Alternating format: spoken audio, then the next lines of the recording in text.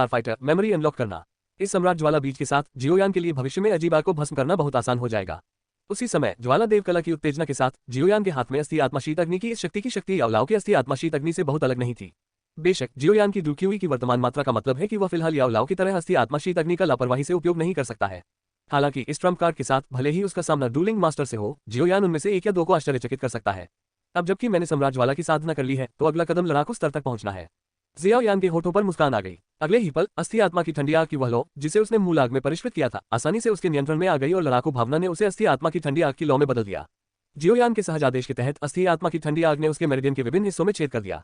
इसने मेरिडियन में मौजूद छोटी पृथ्वी आत्मा की गोली की शेष ऊर्जा को तेजी से परिष्कृत किया और फिर उसे शुद्ध डूक्यूई में बदल दिया और अंततः जियोयान के दानतियान में एकत्रित हो गई। डूक्यूई चरण से डूज चरण तक पहुंचना वास्तव में शरीर में बिखरे हुए डूक्यूई को एक डूक्यूई चक्रवात में इकट्ठा करना है जो अपने आप घूम सकता है। उसके बाद से डूक्यू चक्रवात अपने आप ही संचालित होने लगा तथा बिखरे हुए डूक्यू को धाराओं में संघनित करने लगा, जिससे लड़ाकू विमान की डूक्यू भंडारण और सहनशीलता क्षमता डूक्यू चरण से कहीं अधिक हो गई। कई लोग डूक्यूई को तोड़ने की कोशिश में असफल हो जाते हैं। इसका मुख्य कारण यह है कि वे डूक्यूई के नियमों से पर्याप्त रूप से परिचित नहीं होते हैं और चक्रवात के संघनित होने के लिए सर्वोत्तम आकार और सर्वोत्तम समय को समझ नहीं पाते हैं। लेकिन इस तरह की समस्या अब जियोयान के लिए कोई मायने नहीं रखती। अपने हजारों सालों के अनुभव के बावजूद वह इतनी छोटी सी सफलता को कैसे समझ नहीं पाया। इसलिए तथाकथित क्यूई गैदरिंग पाउडर अब जियाओयान के लिए लगभग बेकार हो गया था। शरीर में लड़ने की भावना लगातार हड्डी की आत्मा की ठंडी आग में उत्प्रेरित होती है और फिर बड़ी मात्रा में छोटी पृथ्वी आत्मा गोलियों से परिष्कृत ऊर्जा को नई लड़ाई की भावना में परिवर्तित किया जाता है।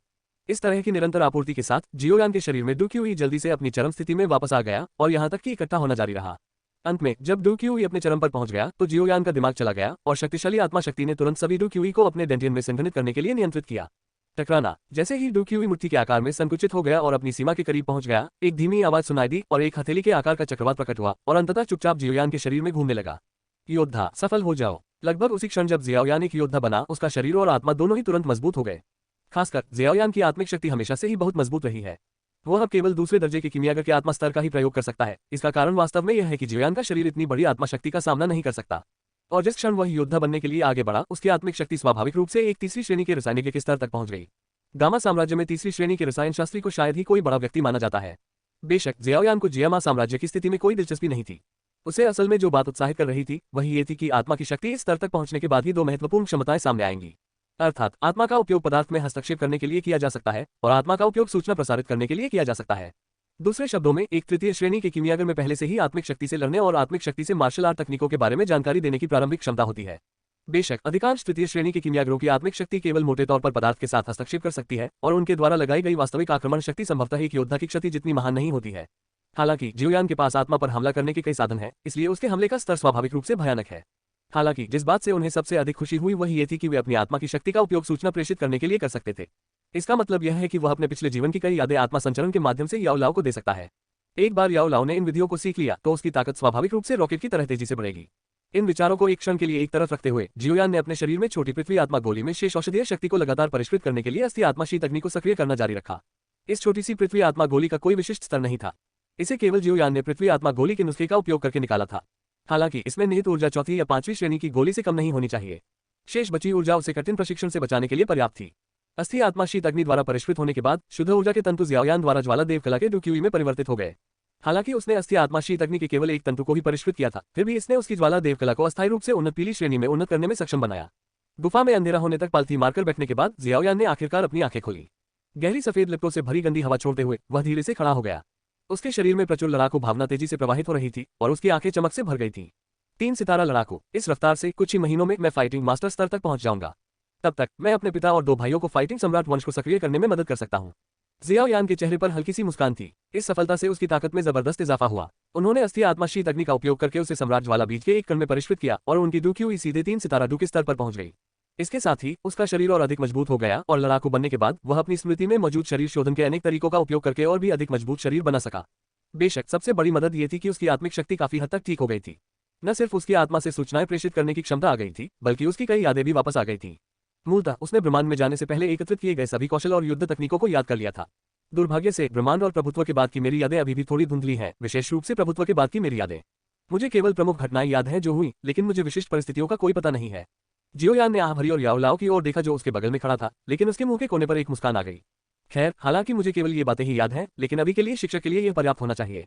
गुरुजी, मैं आपको अस्थायी रूप से 3 गुप्त तकनीकें सिखाऊंगा। मेरा मानना है कि आपके लिए डॉडी बनने के लिए यह पर्याप्त होगा। जियोयान का अभिवादन सुनकर याओ लाओ पहले तो स्तब्ध रह गया और फिर उसके बूढ़े चेहरे पर भ्रम की झलक दिखाई दी। सम्राट चेंग के सामने ये बहुत था, ये छोटा आदमी बहुत घमंडी है। क्या ये वास्तव में वैसा ही है जैसा उसने दावा किया था कि दूरी के ताकतवर लोग कुछ भी नहीं है? अपने मन में ये सोचते हुए अपने बूढ़े चेहरे पर जिज्ञासा के संकेत के साथ याओ लाओ हल्के से जियोयान के सामने उड़ गया। याओ लाओ को आते देख जियाओयान अब हिचकिचाया नहीं। उसने आंखें बंद कर ली और सोचा, उसे 3 गुप्त तकनीकें याद आई जिनसे डूक्वी महाद्वीप में खूनी तूफान आ सकते थे। उसकी आत्मा की शक्ति जागृत हुई और फिर उसने अपनी उंगली से याओ लाओ के माथे पर हल्के से थपथपाया। जैसे ही उसकी आत्मा से जानकारी की एक विशाल धारा निकली, जियोयान का चेहरा एक पल में पीला पड़ गया। उन्होंने जो 3 गुप्त तकनीकें सिखाई वे सभी डूदी या उससे भी ज्यादा शक्तिशाली लोगों द्वारा बनाई गई थी। इस्तेमाल की गई जानकारी का भंडार बहुत ज्यादा था। किसी भी साधारण तीसरी श्रेणी के कीमियागर के लिए किसी भी गुप्त तकनीक का एक अंश भी बता पाना बेहद मुश्किल होता। केवल वही ऐसा कर सकता है क्योंकि उसका अपनी आत्मा की शक्ति पर अद्भुत नियंत्रण है। लेकिन फिर भी ऊर्जा की खपत से जियोयान को चक्कर आ रहा था। जब ये 3 जानकारियां याओ लाओ के दिमाग में आईं तो वह थोड़े समय के लिए चिंतन में डूब गए। थोड़ी देर बाद उसकी बूढ़ी आंखें अचानक खुल गईं और अभूतपूर्व उत्साह से भर गईं। अध्याय 22 आप मेरे शिक्षक हैं। मेडिसिन सम्राट गुप्त कोडेक्स स्वर्गीय ग्रेड उन्नत। ताई सम्राट आत्मा कला स्वर्गीय रैंक उन्नत। अराजकता दिव्य पीस दृश्य विधि कोई नहीं। अपने मन में अचानक से 3 गुप्त तकनीकों को प्रकट होते हुए महसूस करते हुए अपने अनुभव के साथ याओ लाओ भी इस क्षण कांपने से खुद को नहीं रोक सका। यहाँ तक कि अपने जीवन के चरम पर भी सबसे शक्तिशाली मार्शल आर्ट और युद्ध कौशल जिनके संपर्क में वह आया था वे केवल स्वर्गीय रैंक के निम्न स्तर पर थे। मार्शल आर्ट और युद्ध कौशल का ये स्तर डूक्वी महाद्वीप की शिखर तक पहुंच गया है, इतना अधिक कि उसने अंतिम 2 के बारे में सुना भी नहीं है। हालांकि वह स्वर्गीय रैंक की पहली उच्च स्तरीय गुप्त पुस्तक को स्पष्ट रूप से जानता था। औषधि सम्राट की गुप्त पुस्तक औषधि वंश के खजानों में से एक है जिसमें औषधि सम्राट के 10,000 वर्षों के अभ्यास के सभी अभिलेख शामिल हैं। इसमें विभिन्न अग्नि नियंत्रण तकनीकें, आत्मा उपयोग तकनीकें, उच्च स्तरीय अमृत के लिए नुस्खे तथा पिछले 10,000 वर्षों में औषधि को परिष्कृत करने में औषधि सम्राट के अनुभव का संग्रह शामिल है। यहाँ तक कि औषधि कबीले में भी सभी पीढ़ियों के कबीले नेता और 9वीं रैंक तक पहुंच चुके कीमियागर ही इस गुप्त पुस्तक का अभ्यास करने के लिए योग्य है। ये बात ही उसे अत्यधिक उत्साहित करने के लिए पर्याप्त थी। आखिरकार इन गुप्त तकनीकों का अभ्यास कर पाना ही औषधि वंश के हर सदस्य का सपना होता है।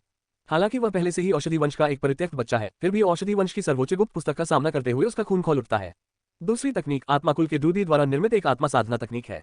इस तकनीक के सिद्ध हो जाने पर आत्मा को सीधे सम्राट लोक में साधना की जा सकती है, इसलिए इसे ताई सम्राट आत्मा तकनीक कहा जाता है। यद्यपि तीसरी दृश्यावलोकन विधि का कोई बहुत स्पष्ट स्तर नहीं था, फिर भी याओ लाओ को लगा कि यह पिछली 2 उच्च स्तरीय स्वर्गीय तकनीकों की तुलना में अधिक रहस्यमय और भयानक थी। याओ लाओ की समझ में इस विजुअलाइजेशन तकनीक के रहस्य के साथ तुलना करने वाली एकमात्र चीज थी बनिन तकनीक जो उन्होंने एक बार प्राप्त की थी। गुरुजी, क्या आप इन 3 गुप्त तकनीकों से संतुष्ट हैं? याओ लाओ की उत्साहित अभिव्यक्ति को देखकर जियोयान को यह बहुत दिलचस्प लगा और वह हंसने से खुद को रोक नहीं सका। औषधि सम्राट की गुप्त पुस्तक सम्राट बनने के बाद औषधि वंश के शेष सदस्यों द्वारा जियोयान को भेंट की गई थी। ब्रह्मांड में पहली बार प्रवेश करते समय ये जियोयान के लिए बहुत उपयोगी साबित हुई थी। जहां तक ताई सम्राट आत्मा कला का प्रश्न है, यह आत्मा वंश के पूर्वजों द्वारा बनाई गई थी और आत्मा वंश के विनाश के बाद प्राप्त सबसे मूल्यवान लूट में से एक थी। अराजकता दिव्य पीस दृश्य विधि तियाने युवान क्षेत्र के स्वामी जो युवान द्वारा जियाओयान को संदर्भ के लिए दी गई एक दृश्य विधि थी। हालांकि यह डोकी महाद्वीप स्तर की नहीं थी, फिर भी इसे वास्तव में एक दिव्य स्तरीय गुप्त तकनीक माना जाता था। इन 3 गुप्त तकनीकों के साथ मेरा मानना है कि याओ लाओ की आध्यात्मिक शक्ति जल्दी से ठीक हो जाएगी या यहाँ तक कि महान प्रगति भी करेगी। मुझे शिक्षक मत कहो, आप मेरे शिक्षक हैं। याओ लाओ ने एक गहरी सांस ली और उसके शरीर पर ठंडी हड्डी की आग की लपटें भी धीरे धीरे नाच रही थी, जिससे पता चल रहा था कि वह कितना उत्साहित था। ये तीनों गुप्त तकनीकें आत्मा के विकास की अत्यंत गुप्त तकनीकें हैं। इनमें से किसी एक को भी प्राचीन जाति का खजाना माना जा सकता है, लेकिन याओ चेन ने आज ये 3 चीजें आसानी से प्राप्त कर ली। इन 3 गुप्त तकनीकों के साथ याओ लाओ को विश्वास था कि स्वर्गीय क्षेत्र की महान पूर्णता तक पहुंचने से पहले उसकी आत्मा को किसी भी बाधा का सामना नहीं करना पड़ेगा। यहाँ तक कि कुछ वर्षों के भीतर वह अपनी आत्मिक शक्ति पर भरोसा करके अपनी युद्ध शक्ति को अपनी मृत्यु से पहले के स्तर पर पुनः प्राप्त करने में सक्षम हो सकता है। और यदि उसे नया शरीर मिल जाए तो उसकी शक्ति संभवतः एक क्षण में ही अद्भुत स्तर तक पहुंच जाएगी और उसके लिए बहुत कम समय में एक सच्चा लड़ाकू संत बन जाना असंभव नहीं होगा। हाँ, याओ लाओ का रूप देखकर जियाओयान भी हंसे बिना नहीं रह सका। पिछले जन्म में ये बूढ़ा उसे हमेशा थोड़ा झटका देता था। इस जन्म में उसने ही इस बूढ़े को थोड़ा झटका दिया था। अब मुझे तुम्हारी बात पर पूरा विश्वास हो गया है नन्हे। अतीत में हमारा जो भी हश्र हुआ हो, इस बार तुमने मुझ पर बहुत बड़ा उपकार किया है। याओ लाओ ने गहरी सांस ली और वास्तव में अपनी मुट्ठियां भींचकर जियोयान को प्रणाम किया। गुरुजी, इसकी कोई जरूरत नहीं है। जियोयान ने याओ लाओ को थामने की कोशिश की, लेकिन दूसरे पक्ष के मायावी आत्मा शरीर को रोकने में नाकाम रहा। चूंकि वह याओ लाओ के चरित्र से परिचित था, वह असहाय होकर केवल अपना सिर हिला सका। जब चांद आसमान में ऊंचा उठ गया और चांदनी धरती पर पड़ रही थी, तो जियोयान ने याओ लाओ को, जो अपने संयम को पुनः प्राप्त कर चुका था, साथ लेकर घेरे में प्रवेश किया और जियो परिवार के पीछे के पहाड़ को छोड़ दिया और अपनी झोपड़ी की ओर चल पड़ा। चूंकि याओ लाओ में ये 3 गुप्त तकनीकें डालने में उसकी आत्मिक शक्ति का बहुत ज्यादा इस्तेमाल हो रहा था, इसलिए पिछले 2 दिनों में जियाओयान को कठोर अभ्यास से बचने का दुर्लभ अवसर मिला। इसके बजाय उसने हर दिन केवल आधे दिन अभ्यास किया और बाकी समय आराम करने में बिताया। इसके विपरीत याओ लाओ इन 3 गुप्त तकनीकों को प्राप्त करने के बाद हर दिन बेहद उत्साहित रहता था। दूसरे दिन से उसकी आत्मा की छाप का केवल एक अंश ही बचा था और उसका असली शरीर जियाओ परिवार के पीछे के पहाड़ में छिपकर बिना सोए या खाए अभ्यास करता था। 3 गुप्त तकनीकों में हालांकि चिकित्सा सम्राट की गुप्त पुस्तक का एक बड़ा संदर्भ मूल्य है, ये सीधे याओ लाओ को उसकी आत्मा को पुनः प्राप्त करने में मदद नहीं कर सकता है। याओ लाओ को वास्तव में जिस चीज ने अत्यधिक प्रभावित किया वह थी ताई सम्राट आत्मा कला और अराजकता दिव्य पीस दृश्य विधि। पूर्व आत्मा कबीले के पूर्व आत्मा सम्राट द्वारा बनाया गया स्वर्ग और पृथ्वी के बीच तैरती आत्मा शक्ति को सक्रिय रूप से अवशोषित कर सकता है, जिससे आत्मा को मजबूत करने का उद्देश्य प्राप्त होता है।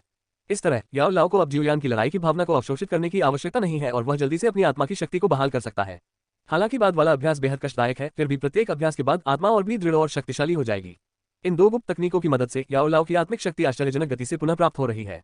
इसके अलावा औषधि सम्राट की गुप्त पुस्तक को लगातार समझने के दौरान याओ लाओ के कीमिया कौशल भी चुपचाप बेहतर हो रहे थे। 2 दिनों के साधारण विश्राम के बाद जब उसकी आत्मिक शक्ति पूरी तरह से बहाल हो गई तो जियोयान अपनी साधना को तेज करने वाला था। जियोजान ने अचानक किसी को खबर लाने के लिए भेजा, जिससे जियोयान बहुत खुश हो गया। कारण सरल है, जियोयान के 2 भाई जियोडिंग और जियोली सेवानिवृत्त होकर वापस आ गए हैं। जियाओडिंग और जियाओली दोनों भाई वयस्क होने के बाद से ही प्रशिक्षण के लिए टैगर रेगिस्तान के पास सेना की टुकड़ी में शामिल हो गए थे। वे सेवानिवृत्त हो गए और घर तभी लौटे जब उन्हें लगा कि सैन्य प्रशिक्षण उनकी ताकत बढ़ाने में उतना कारगर नहीं रहा। पिछले जन्म में जियाओयान एक बेकार व्यक्ति था, इसलिए दोनों भाई अपना करियर बनाना चाहते थे और जियाओयान के लिए एक सहारा भी छोड़ना चाहते थे। वापस आने के तुरंत बाद वे टैगर रेगिस्तान गए और डेजर्ट आयरन मर्सिनरी ग्रुप की स्थापना की।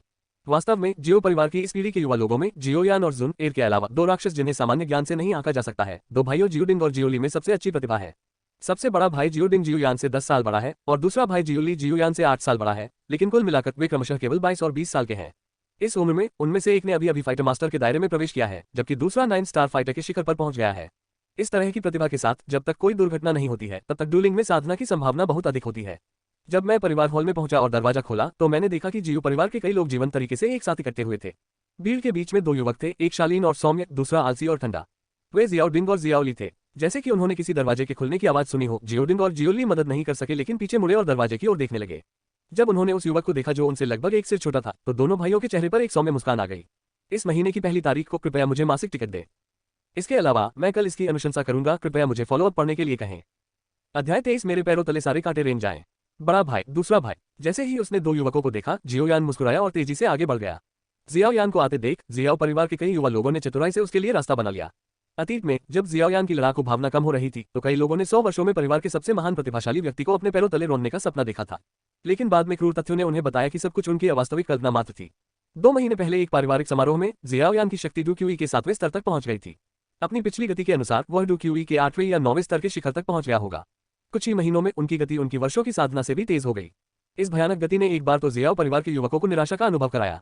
हाँ, जियाओयान जी, तुम आखिरकार यहाँ आ गई। अगर तुम नहीं आओगे तो हम आकर तुम्हें पीटेंगे। जियोयान को यहाँ आते देख जियोडिंग और जियोली खिलखिलाकर हंस पड़े। घर से निकलने से पहले की तुलना में काफी लंबे उस युवक को देखकर दोनों भाई बहुत खुश लग रहे थे। बड़े भाई, दूसरे भाई, पिछले 2 वर्षों में आपकी ताकत में बहुत तेजी से सुधार हुआ है। जियोयान ने अपने होठों पर एक अर्थपूर्ण मुस्कान के साथ अपने दोनों भाइयों को देखा। जियोडिंग और जियोली की प्रतिभा के साथ वे वास्तव में जियोजान से थोड़ा अधिक मजबूत हैं। डू सम्राट वंश को सक्रिय किए बिना ही उसके पास ऐसी प्रतिभा है। डू सम्राट वंश सक्रिय होते ही उसकी साधना निश्चित रूप से फिर से तेजी से आगे बढ़ेगी। तुम भी साधारण नहीं हो। प्रतिभा के मामले में तुम हम दोनों से आगे हो। जियोडिंग और जियोली एक दूसरे को देखकर मुस्कुराए और जियोयान को स्नेह से देखा। जैसे ही जियोडिंग जियोयान की विशिष्ट स्थिति के बारे में पूछने वाला था, उसने जियोजान को कई बुजुर्गों और अन्य कबीले के लोगों के साथ चलते हुए देखा। तीसरे बड़े के पीछे जियाओनिंग और जियाओयू भी थे। जैसे ही उन्होंने जियाओयान को देखा, उनके हाव भाव थोड़े बदल गए। जियोनिंग की आंखों में डर का भाव था जब उसने जियोयान को देखा, जबकि जियोयू की आंखों में शर्म और गुस्से का भाव था जब उसने जियोयान को देखा। भाई बहनों की नजरों को नजरअंदाज करते हुए जियाओयान और उसके दोनों भाइयों ने एक साथ जियाओजान की ओर देखा, जो समूह का नेतृत्व कर रहा था। अंत में उन्होंने थोड़ा झुककर कहा, पिताजी। हाँ, बढ़िया बढ़िया। तुम तीनों भाइयों को अपने पिता पर सचमुच गर्व है। अपने सामने तीनों भाइयों को देखकर जियोजान का दिल गर्व से भर गया। एक 22 साल का लड़ाकू मास्टर, एक 20 साल का 9 सितारा योद्धा और उससे भी ज्यादा खतरनाक जियाओयान। इन तीनों भाइयों की भविष्य में उपलब्धियां शायद जियाओजान से कम बेहतर होंगी। पूरे परिवार की युवा पीढ़ी में विशेष अस्तित्व वाले जुनेर के अलावा और किसकी तुलना उसके 3 बच्चों से की जा सकती है। कुल का एक साधारण सदस्य कुल में वापस आने पर पूरे परिवार से इतने भव्य स्वागत का हकदार कैसे हो सकता है? इसका कारण यह है कि हर कोई जियाओडिंग और जियाओली की ताकत और क्षमता को स्वीकार नहीं करता है। चलो खाते हैं, चलो खाते हैं। जियाओजान ने चेहरे पर मुस्कान के साथ अपना हाथ हिलाया। उसके पीछे कई बुजुर्ग एक दूसरे को देख रहे थे और एक दूसरे की आंखों में बेबसी और ईर्ष्या देख रहे थे। इन तीनों बेटों में ड्रैगन और बाघ के गुण हैं। इनमें से किसी एक का होना बहुत भाग्यशाली होगा, लेकिन जियोजान के तीनों बेटे ऐसे हैं जो वाकई ईर्ष्या करने लायक है। भोज एक लंबी कतार में लगा था। जो जितना ऊंचा जाता उसका दर्जा उतना ही ऊंचा होता। जियाओयान की योग्यता के अनुसार उसे परिवार की युवा पीढ़ी में सबसे ऊपर बैठना चाहिए था, लेकिन जियाओडिंग और जियाओली के वापस आने के बाद जियाओयान को स्वाभाविक रूप से अपना पद अपने दोनों भाइयों को देना पड़ा। उसके नीचे अभी भी जुन एर थी। आधे साल की वृद्धि के बाद जुन एर का चेहरा कम बचकाना हो गया था, लेकिन हरे कमल जैसा उसका मादक स्वभाव और भी स्पष्ट होता जा रहा था। भाई जियाओयान, कुछ खाना खा लो। जियाओयान के बगल में बैठी जुन एर की खूबसूरत आंखें खुशी से भर आईं। पिछले 6 महीनों में जियाओयान लगभग हर दिन कड़ी ट्रेनिंग में डूबा रहता था और बहुत कम लोग उसे देख पाते थे।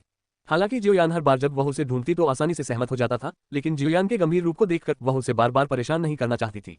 अब अंततः उन्हें एक साथ बैठने का मौका मिला और उसका मूड तुरंत सुधर गया। हाँ, जियाओयानजी वाकई बहुत आकर्षक है। मुझे उम्मीद नहीं थी कि जुन एर भी तुम्हारे साथ इतना अच्छा व्यवहार करेगी। ये देखकर जियोली अपनी हंसी रोक नहीं सका। सुन एर द्वारा इस तरह का व्यवहार पाना सचमुच एक ऐसा आशीर्वाद है जो तुम्हें अपने जीवनकाल में कभी नहीं मिलेगा। जियाओ यानजी, मैं देख रहा हूँ कि तुम दोनों बचपन के प्रेमी रहे हो। तुम्हें भविष्य में जुन एर को संजोकर रखना चाहिए। ये देखकर जियोडिन ने शायद ही कभी आग में ईंधन डाला। जुन एर का रूप और स्वभाव निंदनीय है। इतनी कम उम्र में भी वह किसी को भी आश्चर्यचकित कर सकती है और बड़ी होने पर वह और भी अद्भुत होगी। यदि जियो यान जुन एर से शादी कर सके तो यह वास्तव में उन भाइयों के लिए गर्व की बात होगी। भाई जियोडिन, आप किस बारे में बात कर रहे हैं? छोटी बच्ची जो अभी 12 साल की हुई थी, जियाओली की छेड़खानी बर्दाश्त नहीं कर सकी। उसका नाजुक और गोरा चेहरा शर्म से लाल हो गया। तुम दोनों क्या बातें कर रहे हो? अगर तुम्हारा पेट नहीं भरा है तो बकवास करने के बजाय ठीक से खाना खा लो। खाने की मेज पर सबसे ऊपर जियाओजान कई बुजुर्गों द्वारा मुस्कुराते हुए टोस्ट का आनंद ले रहा था। जब उसने जियाओडिंग और जियाओली को इस तरह देखा तो उसकी पलकें हल्की सी झपक गईं और वह खुद को घूरे बिना नहीं रह सका और बोला, क्या बात है? जियोजान की घूरती निगाहों के बाद दोनों भाई असमंजस में एक दूसरे को देखने लगे। हालांकि उन्हें समझ नहीं आ रहा था कि जियोजान ऐसा क्यों कर रहा है, फिर भी उन्होंने विषय बदलने का फैसला किया। पिताजी, मुझे लगता है कि मेरे दोनों भाइयों ने जो कहा वह सही है। जब जियोजान ने चुपके से राहत की सांस ली तो जियोयान की आवाज धीमी सुनाई दी। मैं, जियोयान, भविष्य में निश्चित रूप से जुन ए से शादी करूंगी। जियोयान की आवाज तेज नहीं थी और उसके चेहरे पर मुस्कान थी, लेकिन जैसे ही आवाज धीमी हुई पूरा हॉल शांत हो गया। विशेष रूप से उसके बगल में बैठी जुन ए इन शब्दों को सुनने के बाद उसका शरीर अचानक अकड़ गया और फिर उसके गालों पर एक लाली तेजी से फैल गई और अंत में उसका पूरा चेहरा लाल सेब की तरह रंग गया। इस समय कई युवा लड़के और लड़कियां एक दूसरे को देख रहे थे, मानो वे एक दूसरे की हृदय विदारक आवाजें सुन रहे हों। जिस क्षण कमरे में मौजूद युवकों ने जुन एर को जियाओयान के बगल में बैठे देखा, जो बेहद शर्मिली थी लेकिन बिना किसी आपत्ति के, उनके दिल में बेहद निराशा हुई। कुछ लोग इस क्रूर वास्तविकता को तोड़ना चाहते हैं, लेकिन मैं सहमत नहीं हूँ। शब्द उनके गले में अटक गए। अगर किसी और ने जुनर से यह कहने की हिम्मत की तो शायद उसे उस लड़की से दोबारा बात करने का मौका कभी नहीं मिलेगा। लेकिन हुआ ये कि लड़की के बगल में काले कपड़े पहने युवक ने अपना मुंह खोलकर ही लड़की को शर्मसार कर दिया। खाओ खाओ, तुम सब मेरी तरफ क्यों देख रहे हो? यह देखकर कि कमरे में हर कोई उसकी ओर देख रहा था, जियोयान अभी भी बिल्कुल भी घबराया नहीं और चेहरे पर मुस्कान के साथ बोला। अपने पिछले जीवन में वह इन शब्दों को तब तक रोके रहा जब तक कि वह डुशेन नहीं बन गया, लेकिन इस जीवन में वह सब कुछ बाहर निकाल देना चाहता था और दुनिया को यह बताना चाहता था कि उसके बगल में बैठी लड़की उसकी भावी पत्नी है। बेटी, खाना खा लो, इतनी घबराई हुई क्यों हो? जुन एर का लाल और चकित चेहरा देखकर जियोयान मुस्कुराए बिना नहीं रह सका और उसके छोटे से सिर को थपथपाया और अंत में उसके कानों में एक कोमल आवाज बोली, चिंता मत करो, इस बार मैं सारे कांटों को अपने पैरों तले सरका दूंगा। कोई भी हमारे लिए बाधा बनने के योग्य नहीं है। अध्याय 24, लड़ाकू। मैं तो पहले से ही लड़ाकू हूँ। जियोयान के शब्दों से बाधित होने के बाद मूल रूप से शांत हॉल शांत हो गया, लेकिन जियोयान को देखने वाली हर किसी की आंखों का एक अलग अर्थ था। आहा, पी लो पी लो। ये देखकर कि मौन वातावरण टूट गया है, जियोजान और कई बुजुर्गों ने एक दूसरे को देखा और एक दूसरे की आंखों में चिंता देखी। सौभाग्यवश वे सभी पुराने लोग थे और उन्होंने इस घटना के प्रभाव को अस्थायी रूप से छुपाने का निर्णय लिया, लेकिन फिर भी शराब पीते समय वे थोड़े लापरवाह हो जाते थे। जुन एर के पीछे का परिवार जियाओ परिवार की पहुंच से बहुत दूर है। जियाओयान में इतनी असाधारण प्रतिभा होने पर भी शायद उन लोगों की नजर उस पर न पड़े। इसके विपरीत तूफान के केंद्र में मौजूद जियाओयान शांत रहा। उसने ज्यादा चिंता नहीं की, बल्कि डरी हुई बच्ची को धीरे से दिलासा दिया। जुना का मूड चाहे जो भी हो, वो तो बस 12 साल की बच्ची थी। इस उम्र में उससे ये बातें कहना उसे डरा देगा। जियोयान, जुन एर के नीचे भाई बहन जियाओयू और जियाओनिंग थे, उनके बाद जियाओमेई और अन्य प्रतिभाशाली बच्चों का एक समूह था। इस समय जियोनिंग ने जुन एर को देखा, जिसे जियोयान सावधानीपूर्वक दिलासा दे रहा था, लेकिन उसका चेहरा लाल हो गया था और उसका दिल ऐसा महसूस कर रहा था जैसे दर्द से फट गया हो। लेकिन उसे असहाय होकर यह पता चला कि उसके पास असहज महसूस करने के अलावा कोई अन्य विकल्प नहीं था। अपने अवास्तविक विचारों को एक तरफ रख दो। जब जियोनिंग का चेहरा उदासी से भरा था, उसके बगल में जियोयू से एक आवाज धीरे से आई, बहन। जियोनिंग थोड़ा चौंकने से खुद को नहीं रोक सका और जब उसने ऊपर देखा तो उसने जियोयू की थोड़ी उदासीन आंखें देखी। अगर जियाओयान आसपास न भी हो तो क्या तुम्हें लगता है कि तुम जुन एर के लायक होगे? इस अवास्तविक विचार को अभी छोड़ देना समय रहते अपने नुकसान को कम करने जैसा होगा। जियोयू की आवाज बहुत धीमी थी और उसने अपने बगल में जियोयान और जुन एर से बचने की पूरी कोशिश की, लेकिन उसकी खूबसूरत आंखें उसके भाई को कुछ दया से देख रही थी। वास्तव में युवावस्था में किसी ऐसे व्यक्ति से मिलना अच्छी बात नहीं है जो बहुत अद्भुत हो। मैं, जियोनिंग अपना मुंह खोलने से खुद को नहीं रोक सका और पाया कि उसकी बहन ने जो कहा था वह वास्तव में एक तथ्य था। भले ही जियोयान वहां न हो, क्या वह वास्तव में मेढक की तरह हंस का मांस खाने में सक्षम हो सकता है? दरअसल वहां मौजूद हर युवक के दिल में यही मानसिकता चल रही थी। भोज लगभग खत्म होने को था, लेकिन शराब पीकर खुद को सुन्न कर रहे जियाओनिंग में थोड़ी अनिच्छा सी दिख रही थी। उसने जियाओयान और जुन एर की ओर देखा, जो सामान्य हो गए थे, और लड़कों की बचकानी हरकतों ने उसके दिल में अवसाद को बाहर निकालने के लिए प्रेरित किया। तो जियोनिंग ने अपने बगल में शांत जियोयू को देखा और अपनी आवाज थोड़ी ऊंची कर ली। शांत होने का नाटक करते हुए कहा, बहन, आप फाइटर स्तर तक पहुंचने की योजना कब बना रही हैं? यह आवाज सुनकर कमरे में मौजूद सभी लोग थोड़ा रुक गए और एक दूसरे को देखने लगे। कई लोगों की नजरें झट से जियाओयू पर टिक गईं। आखिरकार जियाओयू इस साल सिर्फ 16-17 साल का है। अगर वह इस उम्र में लड़ाकू स्तर तक पहुंच सकता है तो उसकी प्रतिभा निश्चित रूप से पूरे भूटान शहर में सर्वश्रेष्ठ में गिनी जाएगी। यहाँ तक कि जियाओडिंग और जियाओली भी लगभग एक ही उम्र में लड़ाकू बन गए थे। हालांकि ये कहने के बाद जियोनिंग को थोड़ा पछतावा हुआ, क्योंकि उसने स्पष्ट रूप से महसूस किया कि कुछ वयस्क उसे चंचल नजर से देख रहे थे, जिससे उसे ऐसा लग रहा था जैसे उसे देखा जा रहा हो। उसे थोड़ा गुस्सा और शर्मिंदगी महसूस हुई, क्योंकि बगल में बैठा जियाओयान भी उसे उन्हीं नजरों से देख रहा था। साफ जाहिर था कि वह उसे अपने स्तर का प्रतिद्वंद्वी नहीं, बल्कि एक नादान और नासमझ बच्चा समझ रहा था। उसे सबसे ज्यादा असहज करने वाली बात यह थी कि जुन एर और जियाओयान की आंखें कुछ हद तक एक जैसी थी। जियोयू ने थोड़ा भौहें चढ़ाई। वह ज्यादा कुछ नहीं कहना चाहता था। आखिरकार डूक्यूई के लिए दूसरे स्तर को तोड़ना जोखिम भरा था। एक बार असफल होने पर वह डूक्यूई के 8वें स्तर पर वापस आ जाएगा, जो बहुत शर्मनाक होगा। लेकिन जब जियाओयान सचमुच उसे मुस्कुराकर देख रहा था तो जियाओयू को अचानक लड़ने की इच्छा हुई। वह जियाओयान को देखे बिना नहीं रह सका और एक उत्तेजक मुस्कान के साथ बोला, अगर मेरी किस्मत अच्छी रही तो मैं अगले महीने जीत सकता हूँ। जैसे ही उन्होंने बोलना समाप्त किया, हॉल में मौजूद कई लोगों ने उनकी ओर अनुमोदन भरी नजरों से देखा। हालांकि अभी जियोनिन का व्यवहार थोड़ा दिखावटी था, अगर वह इस उम्र में लड़ाकू स्तर तक पहुंच सकता है तो भविष्य में जियोयू परिवार में एक महत्वपूर्ण ताकत होगी। हाँ, तीसरे बड़े, आप बहुत भाग्यशाली हैं। ये पोतियां और पोते बहुत प्रतिभाशाली हैं। वे भविष्य में हमारे जियाओ परिवार के स्तंभ होंगे। मानो अजीब माहौल को भांपते हुए जियोजान एक पल के लिए सोचने के बाद हंसने से खुद को रोक नहीं सका। नहीं, ये दो छोटे लड़के कबीले के नेता के परिवार के 3 लड़कों से कहीं कमतर हैं। तीसरे बुजुर्ग ने विनम्रता से मुस्कुराया, लेकिन उसकी आंखों में अभी भी कुछ खुशी थी। जियोयू और जियोनिन की प्रतिभा निस्संदेह जियोयान और जुन एर से बहुत कम है, लेकिन अगर वे कड़ी मेहनत करने को तैयार हैं तो उनके लिए जियोडिंग और जियोली के साथ पकड़ने की उम्मीद की एक किरण अभी भी है। कम से कम युवा पीढ़ी के बीच शीर्ष 10 में स्थान पाने में कोई समस्या नहीं है। जियाओ परिवार के कई वरिष्ठ सदस्यों के मजाक से थोड़ा अजीब सा माहौल आखिरकार थोड़ा कम हुआ। लेकिन इस समय जियाओनिंग, जो चुप थी, ने आखिरकार जियाओयान की ओर देखा, जो कुछ हिचकिचाहट के साथ जुन एर के कंधे पर हाथ रखने ही वाला था। चचेरे भाई जियोयान, मुझे आश्चर्य है कि आपको लड़ाकू स्तर तक पहुंचने में कितना समय लगेगा।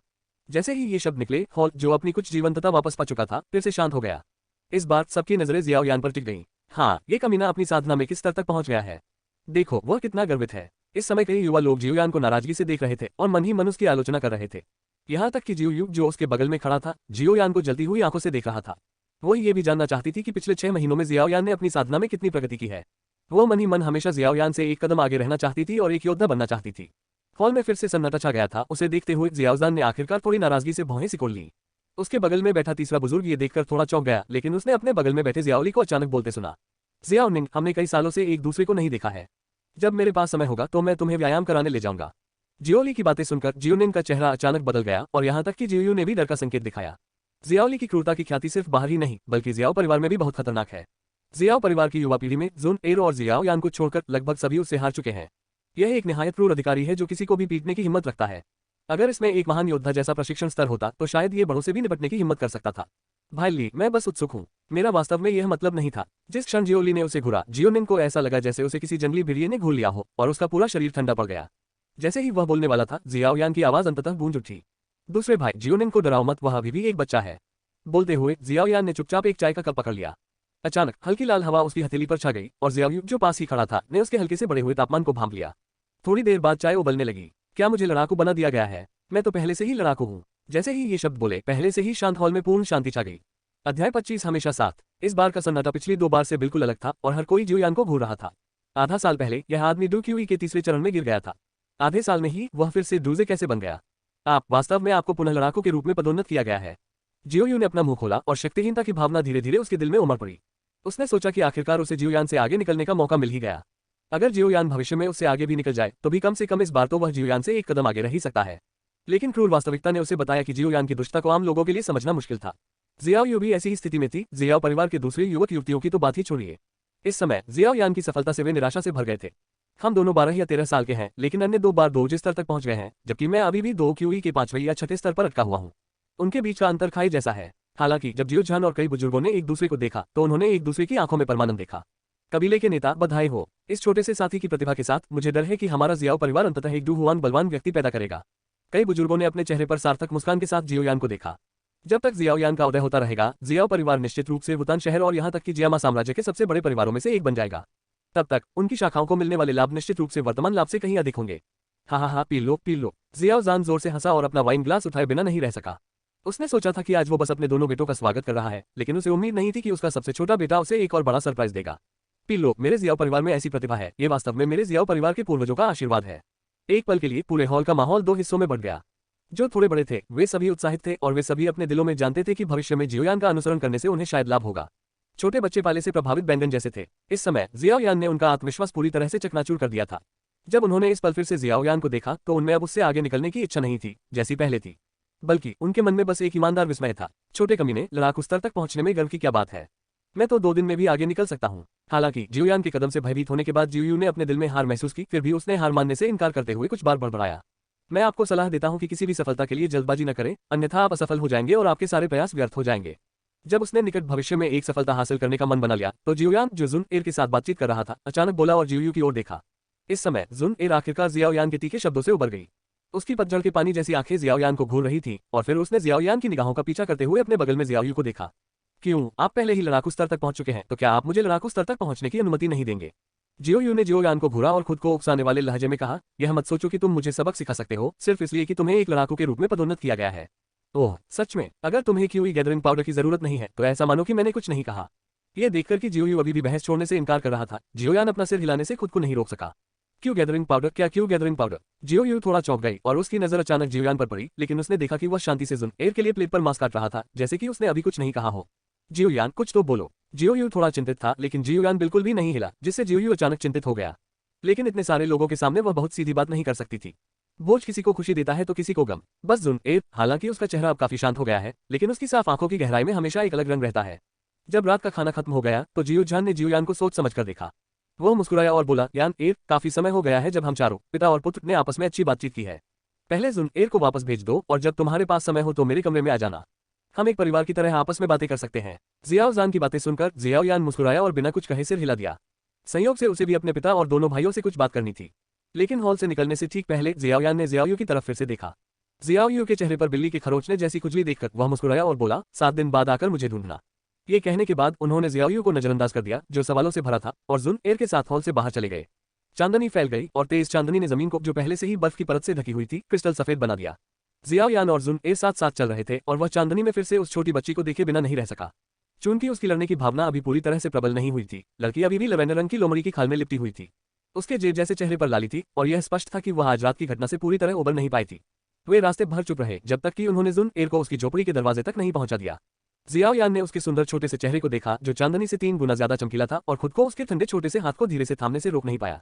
भाई जियाओयान। जियाओयान का हाथ थामे जुन की लंबी पलकें हल्की सी कांप उठी और उसके चेहरे पर फिर से लालिमा छा गई। हालांकि वो अभी छोटी बच्ची ही थी, फिर भी उसकी शर्मीली नजर ने चांदनी का रंग उड़ा दिया। आज मैंने जो कहा वह कोई मजाक नहीं था। जियोयान ने लड़की के शर्मीले चेहरे को घूर कर देखा, उसकी आंखें बेहद गंभीर थीं। घबराओ मत, मैं धीरे धीरे तुम्हारे साथ चलूंगी। अब से हम हमेशा साथ रहेंगे, एक साथ हमेशा के लिए और कभी। मुस्कुराते हुए जियोयान ने धीरे से लड़की के कंधों पर अपना हाथ रखा और अंततः उसे धीरे से अपनी बाहों में जकड़ लिया। ये पहली बार था जब जुन एयर ने जियाओयान को इतने आत्मीयता से गले लगाया था। पहले तो उसका शरीर थोड़ा अकड़ गया और फिर वह जियाओयान की बाहों में धीरे से निढाल हो गई। गर्म शरीर के तापमान को महसूस करते हुए जुन एयर ने धीरे से अपना सिर हिलाया और धीरे से कहा, मैंने हमेशा भाई जियाओयान पर विश्वास किया है। चांदनी के नीचे लड़का और लड़की चुपचाप एक साथ लिपटे रहे जब तक कि जियोयान को हल्की ठंड महसूस नहीं हुई। फिर उसने धीरे से लड़की को छोड़ दिया। ठंड है, अपने आप को ठंड से मत जमाओ, जल्दी से घर वापस जाओ, मुझे भी अपने पिता को ढूंढने जाना है। जियोयान के निर्देश सुनकर जुन एयर ने आज्ञाकारी भाव से सिर हिलाया। 3 बार दरवाजे की तरफ देखने के बाद उसने अनिच्छा से दरवाजा बंद कर दिया। ये लड़की, छोटी बच्ची को इस हालत में देखकर जियाओयान के चेहरे पर एक हल्की सी मुस्कान आ गई। दरवाजे पर एक पल रुकने के बाद वह मुस्कुराते हुए जियाओजान के कमरे की ओर चल पड़ा। जियोयान के जाने के बाद जुन के कमरे के ऊपर एक बड़े पेड़ से एक कड़वी बुदबुदाहट आई। अरे नहीं, ये युवती इस लड़के पर पूरी तरह मोहित लग रही है। मैं कबीले के नेता को ये कैसे समझाऊं? यान ट्रक, तुम यहाँ हो। जब जियाओयान जियाओजान के कमरे में गया तो उसने देखा कि जियाओजान थोड़ा नशे में लग रहा था। उसके सामने जियाओडिन और जियाओली के चेहरे भी शराब पीने से लाल हो गए थे। ये स्पष्ट था कि आधे घंटे से भी कम समय में पिता और उसके दोनों बेटों ने काफी शराब पी ली थी। इससे भी अधिक स्पष्ट बात यह थी कि जियोजान के चेहरे पर पहले से ही चिंता के भाव दिखाई दे रहे थे। यान एयर, मैं जानता हूं कि तुम जुन एयर को बहुत पसंद करते हो, लेकिन उसके पीछे का परिवार। अध्याय 26 रक्त देवता की गोली। जियोजान की चिंतित अभिव्यक्ति को देखते हुए जियोयान ने एक मुश्किल से दिखाई देने वाली मुस्कान दिखाई। पिताजी, मैं जानता हूं कि आप क्या कहना चाहते हैं। क्या आप यह नहीं कहना चाह रहे हैं कि जुन एयर के पीछे का परिवार ऐसा है जिसे हमारा जियाओ परिवार अपमानित नहीं कर सकता? प्राचीन जाति वास्तव में बहुत शक्तिशाली है। जियोयान की बातें सुनकर जियोजान पहले तो थोड़ा स्तब्ध रह गया। प्राचीन वंश शब्द सुनने के बाद उसकी बाघ जैसी आंखें अंततः थोड़ी सिकुड़ गईं। तुम्हें प्राचीन वंश के बारे में कैसे पता? क्या जुन एयर ने तुम्हें बताया? जियोजान की आवाज थोड़ी तनावपूर्ण हो गई, जिससे जियोडिंग और जियोली, जो पहले से ही थोड़े नशे में थे, चौंक गए। हाँ, मैं शायद अपने पिता से कहीं अधिक जानता हूँ। जियाओयान मुस्कुराए बिना न रह सका और हल्के से अपनी उंगलियां चटकाई। अचानक याओ लाओ की अदृश्य आत्मिक शक्ति ने पूरे कमरे को घेर लिया। जियोजान के पास जाते हुए जियोयान ने जियोजान की गर्दन पर प्राचीन जेब के टुकड़े को देखा और उसके मुंह के कोने पर एक मुस्कान आ गई। पिताजी, आप आज मेरे दोनों भाइयों को इस प्राचीन जेब की उत्पत्ति और हमारे जियाओ परिवार के पूर्वजों ने क्या किया था इसके बारे में समझा सकते हैं। जियाओयान की बातें सुनकर जियाओजान के हाव भाव थोड़े बदल गए। वह जियाओयान को ध्यान से देखने से खुद को रोक नहीं पाया। ये पक्का करने के बाद कि यह सचमुच उसका बेटा है, उसने भारी आवाज में कहा, तुम क्या कह रहे हो? हमारे जियाओ परिवार के पास कोई राज नहीं है। ये जेब का टुकड़ा तो बस विरासत की निशानी है। जियोजान को इस तरह देखकर जियोयान की मुस्कान और भी चौड़ी हो गई। उसने बस हल्के से कुछ शब्द कहे, जिससे जियोजान के चेहरे के भाव अचानक बदल गए। मेरा जियाओ परिवार प्राचीन डोडी परिवार का अवशेष है। आपके हाथ में जो प्राचीन जेब है उसे तुर्शे प्राचीन सम्राट जेब कहा जाता है। सुन एयर के परिवार को प्राचीन कबीला कहा जाता है और यह एक डोडी परिवार भी है जो आज भी शक्तिशाली है। इसलिए कबीले द्वारा भेजा गया कोई भी द्वारपाल मेरे जियाओ परिवार का विनाश करने के लिए पर्याप्त है। उसके शब्दों से जियाओडिंग और जियाओली हतप्रभ रह गए। आखिरकार ये शब्द उन्हें बहुत दूर लग रहे थे। हालांकि जियाओजान इतना डर गया था कि उसका सारा नशा गायब हो गया और उसका चेहरा हल्का पीला पड़ गया। यान एयर, तुम्हें ये सब कहां से पता चला? यह एक ऐसा रहस्य है जो मेरे जियाओ परिवार के विलुप्त होने का कारण बन सकता है। जियो झान की अभिव्यक्ति को देखकर जियोयान ने धीरे से अपने पिता के कंधे को थपथपाया और शांत भाव से कहा, चिंता मत करो पिताजी, ये रहस्य केवल हम चारों पिता और पुत्र को ही पता है। आज मैं हमारे जियाओ कबीले की कुछ खोई हुई चीजों को इस दुनिया में वापस लाना चाहता हूँ। बोलते समय उन्होंने पहले से ही एक कहानी तैयार कर रखी थी। इस कहानी में याओ लाओ बचे हुए शियाओ वंश का रक्षक है। सैकड़ों वर्षों की खोज के बाद उसे अंततः शियाओ वंश का बचा हुआ वंश मिल गया। वह पहली नजर में ही उसकी सुंदरता पर मोहित हो गया और उसे अपना शिष्य बनाने पर अड़ा। उससे जियो कबीले की प्राचीन विरासत को आगे बढ़ाने के लिए कहें। इसके अलावा याओ लाओ ने भी एक कीमियागर के रूप में उसकी अद्भुत प्रतिभा की खोज की और उसे एक उत्कृष्ट कीमियागर बनने के लिए प्रशिक्षित करना चाहा। जहां तक उसके पुनर्जन्म की बात है, जियाओयान ने उसका जिक्र नहीं किया। इस मामले के बारे में जितना कम लोग जानते हैं उतना ही अच्छा है। केवल याओ लाओ का सामना करने पर जो बूढ़ा आदमी दिन रात उसके साथ रहता था, जियोयान सच्चाई का कुछ हिस्सा बता सकता था जब उसके पास कोई और विकल्प नहीं था। जब जियोयान ने अपनी संकलित कहानी समाप्त की तो जियोजान, जियोडिंग और जियोली सभी दंग रह गए। लेकिन जल्द ही उन्हें पूरी कहानी समझ आ गई। हालांकि वे अभी भी थोड़े असमंजस में थे, फिर भी धीरे धीरे उनकी आंखों में खुशी दिखाई देने लगी। यान ट्रक, वास्तव में आपके पास फार्मासिस्ट की प्रतिभा है। जियोजान की आंखें चमक उठी। हाँ, पिछले 6 महीनों में मैंने इतनी तेजी से प्रगति इसलिए की है क्योंकि मेरे गुरु ने मेरी सहायता के लिए मुझे कई आध्यात्मिक औषधियां प्रदान की हैं। यही कारण है कि मैं इतनी जल्दी लड़ाकू स्तर तक पहुंचने में सक्षम हो पाया हूं। जियोयान के शब्द आधे सच और आधे झूठ थे, लेकिन वे सच जैसे लग रहे थे। मैं आपको नहीं जानता शिक्षक। जियोडिंग की आंखों में एक विचारशील भाव दिखाई दिया और उसने जिज्ञासा से जियोयान को देखा। यह मामला बहुत महत्वपूर्ण है पिताजी। आप जानते हैं कि उस समय हमारे जियाओ कबीले के दुश्मन कितने शक्तिशाली थे। इसलिए इसे यथासंभव गुप्त रखने के लिए शिक्षक ने अस्थायी रूप से अपनी पहचान छिपाने और केवल मुझसे संपर्क बनाए रखने का फैसला किया। जियोयान ने पहले ही अपने मन में एक कारण सोच लिया था। जब मेरा जियो परिवार स्थापित हो जाएगा और उसके पास अपनी रक्षा करने के लिए पर्याप्त शक्ति होगी तो मेरे शिक्षक स्वाभाविक रूप से प्रकट होंगे। जियाओयान की कहानी आधी सच्ची और आधी झूठी थी, लेकिन आखिरकार इसने जियाओजान और उसके दोनों भाइयों को बेवकूफ बना दिया। आखिरकार ये बात कि जियाओ परिवार के पूर्वज बेहद शक्तिशाली थे, पीढ़ी दर पीढ़ी कबीले के नेताओं द्वारा आगे बढ़ाई गई थी। जब जियोजान ने कबीले के नेता का पद संभाला तो उसे भी यह खबर मिलने पर अविश्वास हुआ और उसके आश्चर्य की डिग्री आज से बहुत कम नहीं थी। इसके विपरीत आज रात अत्यधिक मात्रा में जानकारी के कारण जियोडिंग और जियोली थोड़ा भ्रमित थे। आज रात मैं जो कहने जा रहा हूं वही एक अति गोपनीय बात है। अगर ये लीक हो गई तो मेरे जियाओ परिवार को भयंकर आपदा का सामना करना पड़ेगा। इसलिए मेरे पिता और दोनों भाइयों को इसे पूरी तरह गोपनीय रखना चाहिए और किसी और को नहीं बताना चाहिए। जैसे जैसे जियोयान बोलता गया उसकी अभिव्यक्ति धीरे धीरे गंभीर होती गई। ये सुनकर जियाओडिंग और जियाओली ने गंभीरता से सिर हिलाया। ये कुछ अविश्वसनीय रहस्य जानने के बाद उन्हें मामले की गंभीरता भी समझ आ गई। जियोयान ने अपने दोनों भाइयों को ये जानकारी देने की हिम्मत इसलिए की क्योंकि वह जानता था कि उसके दोनों भाई चुप रहने वाले लोग हैं। वरना वो उन दोनों के लिए डू सम्राट वंश को सक्रिय नहीं करता और उन्हें सम्राट बनने का इंतजार करने देता, बजाय इसके कि वह कोई भी जानकारी दे। आखिरकार अब उसके पास सोल कबीले के खिलाफ लड़ने की शक्ति नहीं है। तार्किक रूप से कहें तो प्राचीन जातियां लगातार शक्तिशाली लोगों को पैदा करने में सक्षम थीं। इसका मुख्य कारण ये था कि उनके पास पर्याप्त मात्रा में डोडी वंश थे। ये दुख की बात है कि हमारे जियाओ कबीले की डोडी वंश परंपरा बहुत पहले ही समाप्त हो चुकी है। जियोयान ने हल्की सी आह भरी और पिता और उसके दोनों बेटों के चेहरों पर निराशा के भाव देखकर वह मुस्कुराए बिना नहीं रह सका। लेकिन चिंता मत करो, मेरे पास हमारे जियाओ कबीले की कुछ बची हुई मार्शल आर्ट और युद्ध कौशल हैं जो सभी पृथ्वी स्तर तक पहुंच चुके हैं। तुम कुछ समय तक उनके साथ अभ्यास कर सकते हो। जहां तक रक्त संबंध के मुद्दे का सवाल है, मेरे शिक्षक फिलहाल इसका समाधान सोच रहे हैं। जियोयान की बातें सुनने के बाद जियोजान और अन्य दो, जिनके चेहरे पर पहले तो कुछ खोई हुई अभिव्यक्ति थी, अचानक उनकी आंखें आग की तरह चमक उठी और उनकी सांसें तेज हो गईं। पृथ्वी स्तरीय युद्ध कौशल निश्चित रूप से पूरे जियामा साम्राज्य में सबसे उन्नत है। यहाँ तक कि पूरे उत्तर पश्चिमी महाद्वीप में भी इसे प्रथम श्रेणी का खजाना माना जाता है। तीनों लोगों को इतना उत्साहित देखकर जियोयान बस हल्का सा मुस्कुराया। यदि उसे यह डरना होता कि ये 3 लोग पर्याप्त रूप से मजबूत नहीं है और यदि उजागर हो गए तो मुसीबत में पड़ जाएंगे, तो वह सभी स्वर्गीय स्तर की मार्शल आर्ट और युद्ध कौशल का उपयोग करने में सक्षम होता। उस समय जियोयान उन तीनों के पास गया और उन्हें हल्के से थपथपाया, जिससे आत्मा संचरण के माध्यम से उन तीनों के लिए उपयुक्त कई मार्शल आर्ट और युद्ध कौशल उन तक पहुंच गए। जहां तक डूडी वंश की बात है, जियाओ वंश की वंश शक्ति वास्तव में समाप्त हो चुकी है। वंश शक्ति का एकमात्र शेष अंश जियाओ जुबान द्वारा स्वर्गीय मकबरे में छिपा दिया गया था। ये कहा जा सकता है कि डूशेन का कोई भी शक्तिशाली व्यक्ति इस वंश शक्ति को पुनः सक्रिय नहीं कर पाएगा। लेकिन सिर्फ इसलिए कि डूशेन ऐसा नहीं कर सकता, इसका मतलब यह नहीं है कि यान्दी के पास कोई अन्य समाधान नहीं है। उसका राज्य उस वर्ष के डूशेन से बहुत आगे निकल गया है और वह प्रभुत्व के राज्य के शिखर पर भी पहुंच गया है। उसके लिए समाप्त हो चुकी रक्त शक्ति को सक्रिय करना मुश्किल नहीं है। जब उन्हें दानशेन कबीले में आमंत्रित किया गया तो उन्होंने अप्रत्याशित रूप से एक नुस्खा प्राप्त किया और इस नुस्खे के अनुसार बनाई गई गोली का नाम रखा गया रक्त देवता गोली। अध्याय 27 अर्थ संत समाधि। रक्त देवता गोली का आविष्कार वास्तव में गोली देवता कबीले के किसी शक्तिशाली सदस्य द्वारा नहीं किया गया था, बल्कि रक्त देवता द्वारा किया गया था, जो लघु पश्चिमी स्वर्ग क्षेत्र में रक्त देवता कबीले के पूर्वज थे। रक्त देवता एक ऐसा दानव है जिसने खुद को सर्वोच्च स्तर तक साधना की है। ऐसी अफवाह है कि स्वर्गीय सर्वोच्च लोक तक पहुंचने के लिए उसने एक बार सभी जातियों के रक्त का विश्लेषण किया था और अरबों जीवों के रक्त से साधना भी की थी। वह एक पूर्ण दानव है। हालांकि उस प्राचीन युद्ध में वह और रक्त दुष्ट कबीले के दानव सम्राट के बीच मुकाबला बराबरी पर रहा। अंत में वे रक्त परिवर्तन दिव्य कला का उपयोग करते हुए दुश्मन के साथ मर गए। इस प्रकार रक्त दुष्ट कबीले को डोमेन के बाहर एक साधारण दुष्ट कबीले से एक कमजोर कबीले में बदल दिया। और यह रक्त देवता गोली एक प्रकार की जादुई गोली है जिसे रक्त देवता ने सभी जातियों के रक्त का विश्लेषण करके बनाया था। रक्त देवता गोली को परिष्कृत करने की 9 विधियां हैं। प्रत्येक विधि का प्रभाव बहुत अलग है, लेकिन ये सभी रक्त वाहिकाओं को लक्षित करने के लिए प्रसिद्ध हैं। जियोयान का लक्ष्य इसकी एक शाखा को परिष्कृत करना था जिसका उपयोग विशेष रूप से रक्त की शक्ति को उत्तेजित करने के लिए किया जाता था। हालांकि यदि जियोयान डू सम्राट की वंशावली को फिर से जागृत करना चाहता था तो उसके पास नुस्खा होने के बावजूद भी ऐसा करना संभव नहीं होगा। ये रक्तदेव गोली एक उच्च श्रेणी की गोली है, भले ही इसे महान सहस्राब्दी विश्व में रखा जाए। अगर इसे डुक्यूई महाद्वीप में रखा जाए तो कम से कम यह एक ऐसी गोली है जो गोली की गड़गड़ाहट को आकर्षित कर सकती है। आवश्यक सामग्री और कीमिया विधियां वर्तमान जियोयान की क्षमता से परे हैं। सौभाग्य से जियाओयान के सम्राट बनने के बाद उसे डोकी महाद्वीप के कई रहस्य पता चल गए थे। उसने अपनी शक्तिशाली आत्मिक शक्ति का उपयोग करके डोकी महाद्वीप पर कब्जा कर लिया और कई खजाने खोज निकाले। उनमें से वह खजाना जिसने उस पर गहरी छाप छोड़ी और जो उसके अपेक्षाकृत करीब था, वह जादुई बेसिन था जहां वह और जियो इक्सियन एकांत में थे। उस बेसिन की जमीन के नीचे एक प्राचीन कब्र थी जहां एक अर्धसंत सो रहा था। उस समय जियाओयान सम्राट के राज्य में प्रवेश कर चुका था, इसलिए स्वाभाविक रूप से उसे एक जीर्ण शीर्ण अर्धसंत मकबरे की आवश्यकता नहीं थी। लेकिन अब जब उसका पुनर्जन्म हुआ है तो ये छोटा अर्धसंत मकबरा उसके लिए बहुत मददगार हो सकता है। लगता है कि कुछ देर और प्रशिक्षण लेने के बाद मैजिक बीस्ट पर्वत श्रृंखला की ओर जाने का समय आ गया है। वैसे मुझे पहले लिटिल मेडिकल फेरी को भी ढूंढना चाहिए। दुर्भाग्यपूर्ण भाग्य वाली कोमल लड़की के बारे में सोचते हुए जियोयान के होठों पर एक कोमल मुस्कान आ गई। यदि हम कहें कि पिछले जन्म में हजारों वर्षों तक उनके द्वारा वहन किया गया प्रेम का सबसे बड़ा ऋण संभवतः वह सफेद पोशाक होगी जिसने अनेक बार जीवन और मृत्यु में उनका साथ दिया था। यदि वह दूरदर्शी व्यक्ति जुबान कोंगजी न होता तो जियाओ इक्सिया शायद अंतहीन अग्नि डोमेन की तीसरी मालकिन बन जाती। हालांकि इन सब का इंतजार तब तक करना चाहिए जब तक याओ लाओ ठीक नहीं हो जाता। आखिरकार सेमीसेंट मकबरे के खतरे ऐसे नहीं हैं जिनसे वह अभी आसानी से निपट सके। जिस समय जियोयान गहन विचार में था, जियो झान, जियोडिंग और जियोली ने अंततः उस जानकारी पर एक नजर डाली जो जियोयान ने उन्हें बताई थी।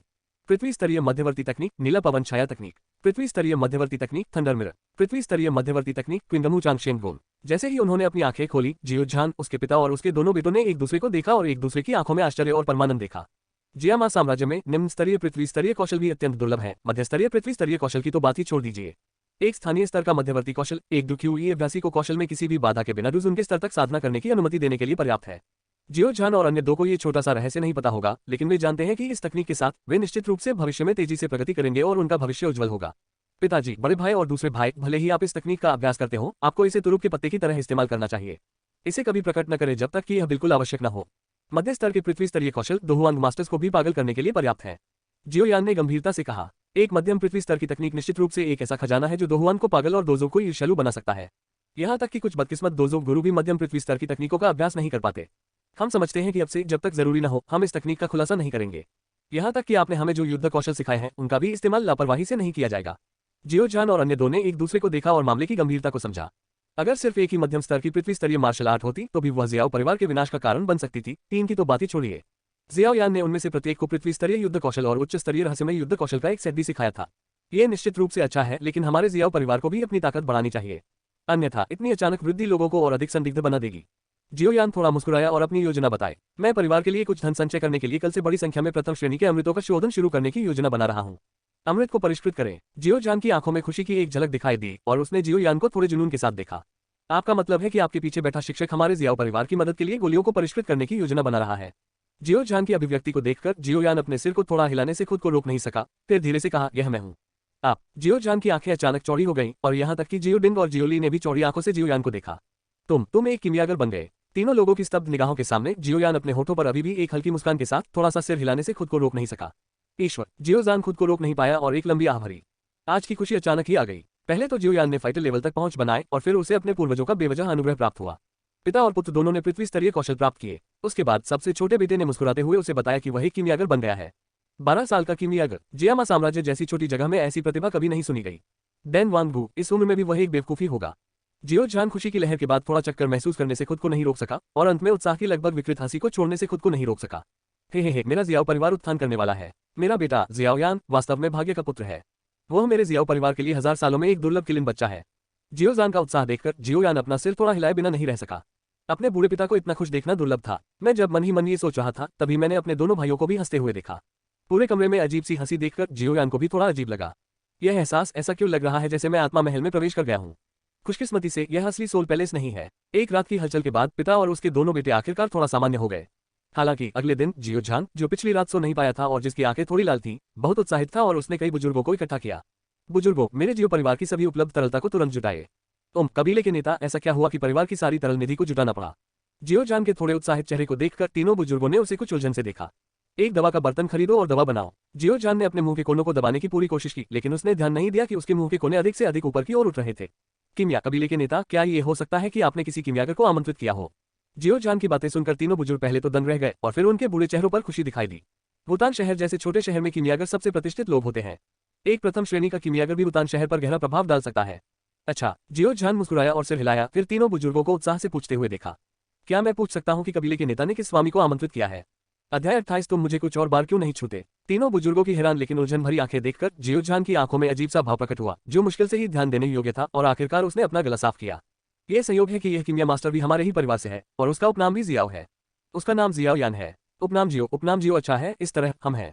रहस्यमय कीमियागर का उपनाम जियाओ सुनकर तीनों बुजुर्ग एक दूसरे की ओर देखने लगे और मुस्कुराने ही वाले थे कि जियाओजान के आखिरी शब्द सुनकर उनके चेहरों की मुस्कान अचानक गायब हो गई। जियो जियाओयान। तीनों बुजुर्गों ने एक बार फिर एक दूसरे को देखा और आखिरकार बड़े बुजुर्ग ने अपना मुंह खोला और सूखे मुंह से जियाओजान को देखा।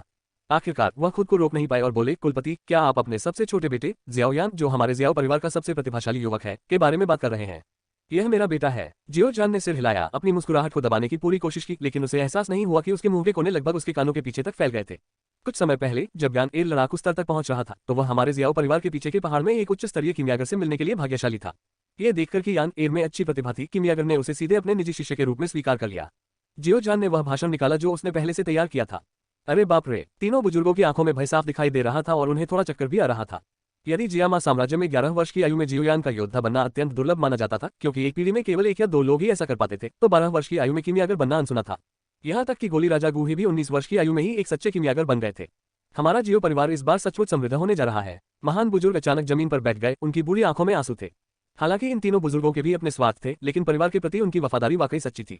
स्वाभाविक रूप से वे ये सुनकर बेहद उत्साहित थे कि परिवार में एक अद्वितीय प्रतिभा का आगमन होने वाला है। इसके अलावा जियोयान के उदय के बाद ये बूढ़े लोग भी लाभ का हिस्सा प्राप्त करने में सक्षम होंगे। गुही 19 साल की उम्र में कीमियागर बन गया था और अब 6ठी कक्षा का कीमियागर है। जियोयान 12 साल की उम्र में कीमियागर बन गया था। भविष्य में वह किस तरह की उपलब्धियां हासिल करेगा? 7वां स्थान। जहां तक उच्च 8वें और 9वें पदों की बात है, ये बूढ़े लोग इसके बारे में सोचने की भी हिम्मत नहीं करते। उनके लिए वे सब किंवदंतियों में मौजूद पात्र हैं। हे, अगर आप बूढ़े लोगों को पता होता कि यान एर को भी मेरे जियाओ कबीले के पूर्वजों की विरासत में मिली है, तो मुझे डर है कि आप तुरंत बेहोश हो जाएंगे। 3 बूढ़ों के उत्साहित भावों को देखकर जियोजान अपने दिल में मुस्कुराए बिना नहीं रह सका, लेकिन वह पूरी तरह से भूल गया कि वह कल रात इन 3 बूढ़ों से ज्यादा बेहतर नहीं था। जहां तक जियाओ कबीले के मामलों का सवाल है, अपनी शांति के कारण वह स्वाभाविक रूप से किसी और से एक शब्द भी नहीं कहेंगे।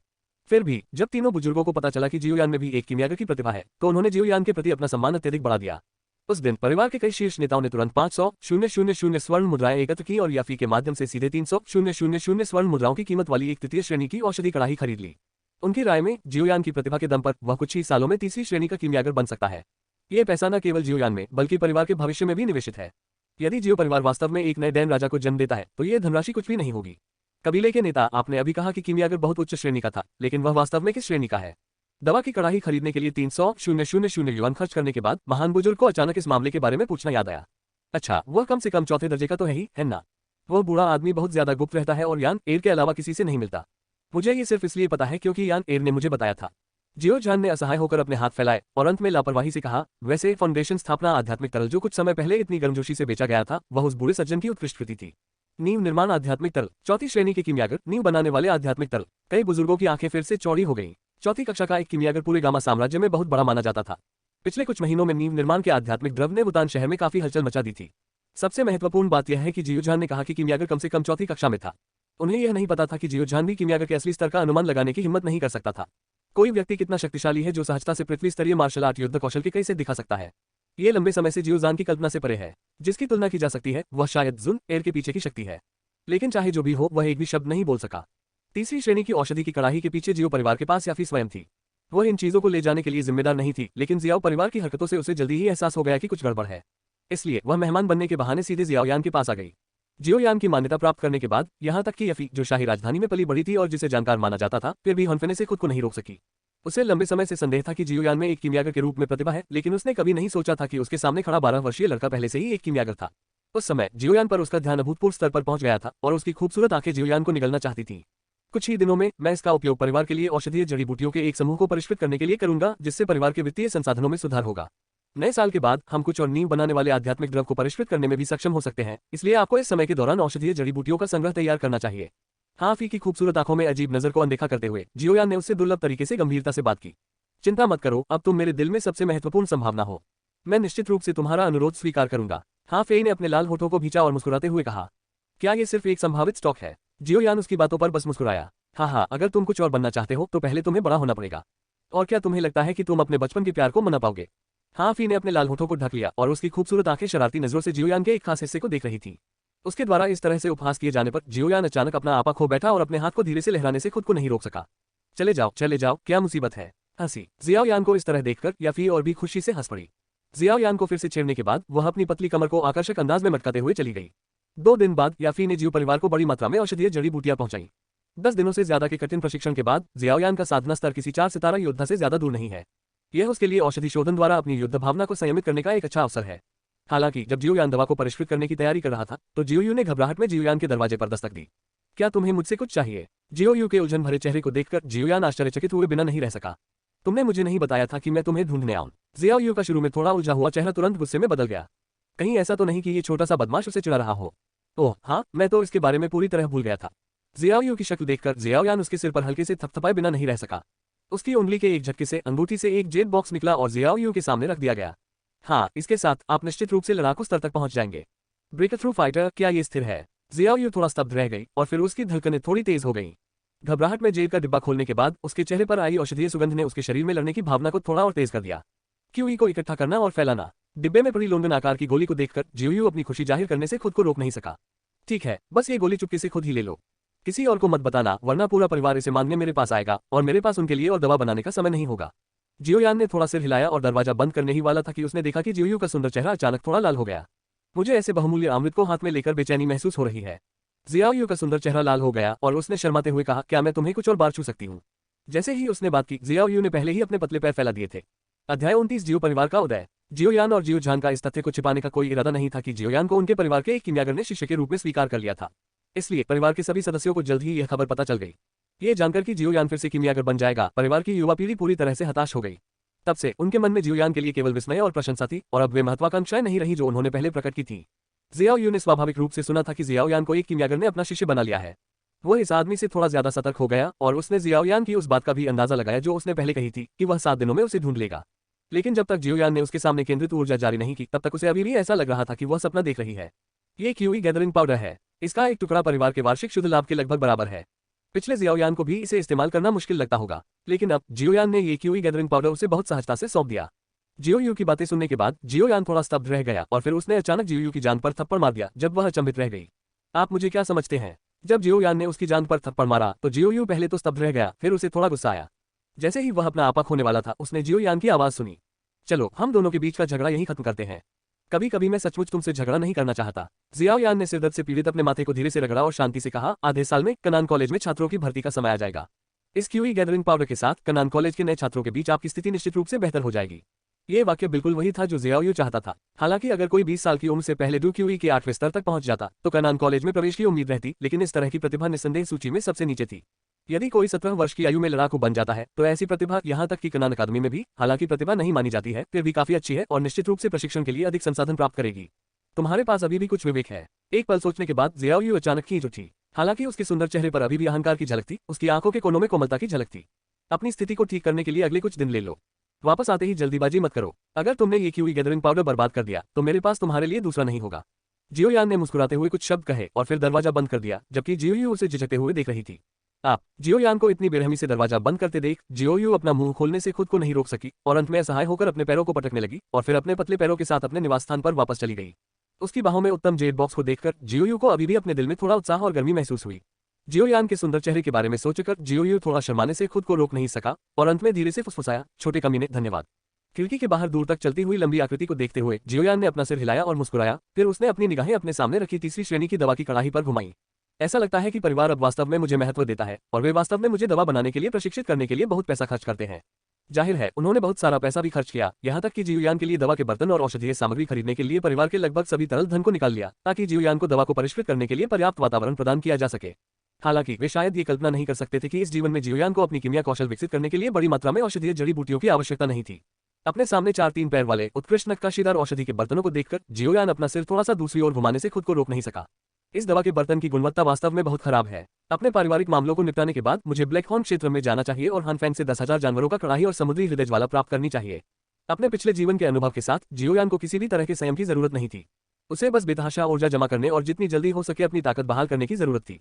अपने मन में विचलित करने वाले विचारों को अस्थायी रूप से अलग रखने के बाद जियोयान ने एक हल्की सांस ली, अपने सामने 3 पैरों वाली दवा की कड़ाही को देखा, अपनी हथेली को पलटा और उसकी उंगलियों से गहरे सफेद रंग की लौ निकली। उसकी उंगलियों के एक झटके से आग औषधि के बर्तन में लग गई। जैसे ही उसमें लड़ने की भावना भरी, औषधि का बर्तन पल भर में हल्की सफेद लिप्तों से भर गया। आखिरकार जियोयान अब जो परिष्कृत कर रहा है वह अस्थि आत्मा शीत अग्नि की उत्पत्ति का एक छोटा सा अंश मात्र है, या दूसरे शब्दों में अस्थि आत्मा शीत अग्नि की उपअग्नि का एक छोटा सा अंश है। यद्यपि वह अग्नि की इस लौ को अस्थि आत्मा शीत अग्नि के समान शक्तिशाली बनाने के लिए ज्वाला देव तकनीक का उपयोग कर सकता था, फिर भी उसके 3 सितारा योद्धा की लड़ाकू भावना अधिक समय तक नहीं टिक सकी। सौभाग्यवश अपने ज्वाला नियंत्रण स्तर के कारण वह अपनी इच्छानुसार ज्वाला के आउटपुट को समायोजित कर सकता है। आग फैलने के बाद जियोयान ने एक के बाद एक औषधीय जड़ी बूटियों को दवा के बर्तन में डालना शुरू कर दिया। इस समय याओ लाओ, जो अपनी आत्मा शक्ति की खेती करने के लिए पहाड़ों में छिपे हुए थे, अंततः प्रकट हुए। जियाओ यान द्वारा सिखाई गई 3 गुप्त तकनीकों के साथ याओ लाओ की आत्मिक शक्ति बिना किसी विशेष खजाने के भी तेजी से बढ़ रही है। उसका शरीर अब पहले से कहीं ज्यादा मजबूत हो गया है। बेशक गुप्त तकनीक चाहे कितनी भी अच्छी क्यों ना हो, उसे धीरे धीरे अभ्यास करने की जरूरत है। जियाओ यान और याओ लाओ की गणना के अनुसार याओ लाओ की आत्मिक शक्ति को डुहुआंग स्तर तक पहुंचने में लगभग 1 साल लगेगा, और अगर वह डुजोंग स्तर तक पहुंचना चाहता है तो उसे शायद आधा साल लग जाएगा। लेकिन फिर भी जियाओ यान अपने दिल में पूरी तरह संतुष्ट था। अगर अस्थि आत्मा की ठंडी आग की मदद से याओ लाओ की आत्मा शक्ति को डुजोंग के स्तर पर बहाल किया जा सके तो यह इस उत्तर पश्चिमी महाद्वीप में फिलहाल के लिए पर्याप्त होगा। जियोयान को शांतिपूर्वक जड़ी बूटियों को औषधि के बर्तन में डालते हुए पीली सफेद लिप्टों को नृत्य करने वाले कल्पित बौनों की तरह लचीले ढंग से आपस में उलझते हुए और अंत में शांतिपूर्वक परिष्कृत औषधि को जेब की बोतलों में विभाजित करते हुए देखकर याओ लाओ मदद नहीं कर सके, लेकिन सिर हिला दिया। इस बिंदु पर उसे जियाओयान की बातों पर पूरा विश्वास हो गया था, वरना एक 12 साल का बच्चा इतनी कुशल और आसान कीमियागिरी कैसे कर सकता था, जो उसकी अपनी तकनीक से भी ज्यादा कुशल और आसान थी। कई दिनों तक जियोयान अपने छोटे से घर में चुपचाप बैठा दवा को परिष्कृत करता रहा। हर बार जब वह दवा को परिष्कृत करता तो वह तब तक जारी रखता जब तक कि उसके शरीर में डुक्यूई समाप्त नहीं हो जाता, और फिर वह डुक्यूई को बहाल करने के लिए स्वर्ग और पृथ्वी के बीच ऊर्जा को सख्ती से अवशोषित करता। जब उसकी आत्मा शक्ति लगभग समाप्त हो जाएगी तभी जियोयान आराम करने के लिए बिस्तर पर लेटेगा। चूंकि उन्होंने औषधियों को परिष्कृत करने के लिए लगभग दिन रात काम किया था, इसलिए औषधीय सामग्रियों की भारी मात्रा की तुलना में जो काम समय से पहले पूरा हो गया वह यह था कि उनकी लड़ाकू भावना ने 4 सितारा योद्धा के स्तर को सफलतापूर्वक तोड़ दिया था। 4 सितारा लड़ाकू बनने के बाद तीसरे दिन जियोयान ने अंततः सभी औषधीय जड़ी बूटियों को प्रथम श्रेणी की गोलियों की बोतलों में परिष्कृत कर लिया। रक्त थक्का बनाने वाला पाउडर, कायाकल्प करने वाला पाउडर और शक्ति संग्रह करने वाली गोलियां, ये 3 तरह के प्रथम श्रेणी के अमृत बहुत आम है, लेकिन इनकी खासियत इनकी विशाल मात्रा है। जियाओयान ने लगभग हर किस्म की लगभग 1000 बोतलें छोड़ दी। गोलियों की इतनी बड़ी मात्रा शायद जियाओ परिवार के लिए कुछ समय तक बेचने के लिए पर्याप्त है। फिर भी उसने तैयार दवाओं का लगभग आधा हिस्सा गुप्त रूप से रिंग में छिपा दिया। ऐसा नहीं है कि जियोयान बहुत कंजूस है, ये सिर्फ इतना है कि एक प्रथम श्रेणी के कीमियागर के रूप में वह इतना उत्पादक हो सकता है जिससे ध्यान आकर्षित करना बहुत आसान है। उन्होंने तैयार दवा के इस हिस्से को याफी के माध्यम से अन्य शहरों में बेचने की योजना बनाई। साल के अंत के करीब आते ही वुतान शहर में आखिरकार भारी बर्फबारी हुई। इस भारी बर्फबारी के दौरान जियाओयान, जियाओजान और परिवार के कई बुजुर्ग एक गर्म कमरे में गर्मागर्म मक्खन वाली चाय पीते हुए मुस्कुरा रहे थे। कल चीनी नववर्ष है। खिड़की के बाहर गिरती भारी बर्फ को देखकर जियोजान के चेहरे पर महत्वाकांक्षा के संकेत के साथ एक मुस्कान दिखाई दी। इस भारी बर्फबारी के बाद मेरा जियो परिवार अकल्पनीय गति से बढ़ना शुरू हो जाएगा। अध्याय 30 गैल्बी की दुष्ट योजना। अगली सुबह बर्फबारी रुक गई और कभी शांत रहने वाला वुतान शहर अभी भी सफेद बर्फ की मोटी परत से ढका हुआ था। चारों ओर देखने पर जमीन चांदी से ढकी हुई थी और पूरा इलाका सफेद बर्फ से ढका हुआ था। बर्फ की चादर मूलतः भव्य न दिखने वाले वुतान शहर को और अधिक सुंदर और शांत बना देती है। लेकिन जल्द ही एक खबर ने यह सन्नाटा तोड़ दिया। जियाओ परिवार के बाजार में गोलियां बिक्री के लिए हैं। ये सचमुच प्रथम श्रेणी का अमृत है। मैंने सुना है कि चीनी नववर्ष के दौरान इस पर छूट मिलती है। जैसे जैसे नया साल नजदीक आ रहा है, बाजार में लोगों की भीड़ उमड़ने लगी है और हर घर में नए साल का सामान खरीदने की तैयारी चल रही है ताकि साल अच्छा गुजरे। हालांकि जब कोई व्यक्ति जियाओ परिवार के बाजार में प्रवेश करता था तो उसे अप्रत्याशित रूप से पता चलता था कि जियाओ परिवार के प्रत्येक बाजार के प्रवेश द्वार पर एक बड़ा सा चिन्ह लगा हुआ था। 3 नए प्रथम श्रेणी के अमृत पेश किए गए हैं। पावर पिल प्रत्येक 300 सोने के सिक्के, रक्त का थक्का जमाने वाला पाउडर प्रति बोतल 200 सोने के सिक्के, कायाकल्प पाउडर प्रति बोतल 160 सोने के सिक्के। नए साल का विशेष ऑफर, खरीद पर 20% छूट। साइन बोर्ड पर लिखे शब्दों को देखकर कई लोग पहले तो थोड़ा अचंभित हुए, फिर वे तुरंत उत्तेजित हो गए। वुटन शहर जैसी छोटी जगह में गोलियां बहुत दुर्लभ हैं। बहुत से लोग गोलियां प्राप्त करना चाहते हैं और इसका एकमात्र तरीका है उन्हें मिटर ऑक्शन हाउस के माध्यम से नीलाम करना। हालांकि मिटर नीलामी घर में न केवल कीमतें आमतौर पर बहुत ऊंची होती हैं, बल्कि उन्हें बैचों में भी बेचा जाता है। आम भाड़े के सैनिकों के पास गोलियों का एक बैच खरीदने के लिए पर्याप्त धन नहीं होता, और अगर होता भी तो वे उसे खर्च करने को तैयार नहीं होते। केवल बड़े परिवार ही इसे खरीदने को तैयार हैं। साइन बोर्ड पर दी गई जानकारी को देखने के बाद कुछ भाड़े के सैनिक जो जीवन मरण के रोमांच पर निर्भर थे अचानक उत्साहित हो गए। चाकू की धार पर जीने वाले इन लोगों के लिए प्रथम श्रेणी के अमृत की एक बोतल का मतलब अक्सर एक अतिरिक्त जीवन होता है। खासकर चूंकि जियो परिवार की इन गोलियों की कीमतें मूल रूप से काफी उचित थीं, साथ ही 20% छूट का भयानक प्रलोभन भी था, इसलिए कई भाड़े के सैनिक जो अक्सर साहसिक यात्राओं पर जाते थे बिना किसी हिचकिचाहट के 1 या 2 गोलियां खरीद लेते थे।